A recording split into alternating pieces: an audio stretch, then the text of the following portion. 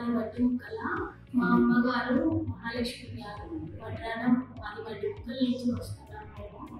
మా మదర్ గారికి 2 ఇయర్స్ నుంచి ఏ హాస్పిటల్‌లో చూపించినా కూడా ఫీవర్ అనేది తగ్గట్లేదు. మేము ఎన్ని హాస్పిటల్స్ తిప్పామో, ఎన్నో మెడిసిన్స్ యూజ్ చేసాము, కానీ ఎక్కడా క్యూర్ అవ్వలేదు. సో మాకు ఇలా మేము మా రిలేటివ్స్ వాళ్ళు మాకు సజెస్ట్ చేశారు. ఇలా రమేష్ హాస్పిటల్‌లో ఒక డాక్టర్ గారు ఉన్నారు. ఆయన మనకి ఏం చూసినా కానీ మనకి క్యూర్ అవుతుంది అని చెప్పేసి చెప్పారు.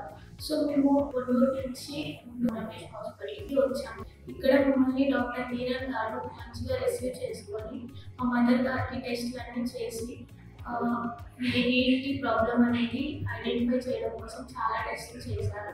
వీటిల్లో బ్రెయిన్ టెస్ట్ కూడా చేశారు. చేసినప్పుడు ఫస్ట్ టెస్ట్‌లో ఏం లేదని వచ్చింది. నెక్స్ట్ ఏంటి అంటే ఆయనకి డౌట్ ఉంది. ఇంకా ప్రోలాక్టిన్ టెస్ట్ అనే ఒకటి చేశారు.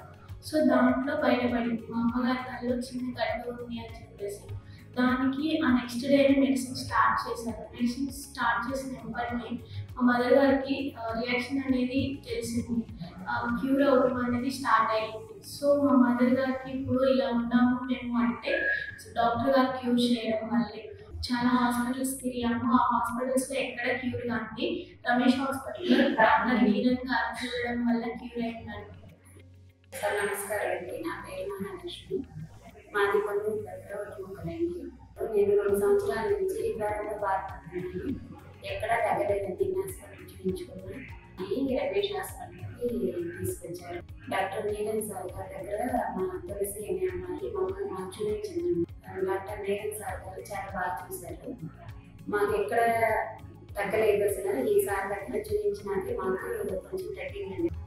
సార్ చాలా బాగా చేశారండి. మెడిసిన్ అనేది స్టార్ట్ చేసిన తర్వాత మా మదర్ గారికి క్యూర్ అవుతుంది అని ఆయన నమ్మకం ఇచ్చారు. ఇప్పుడు మా మదర్ గారితో మేము ఇలా ఉంటాము అంటే కారణం ఆయనే. Thank you so much Neeran sir.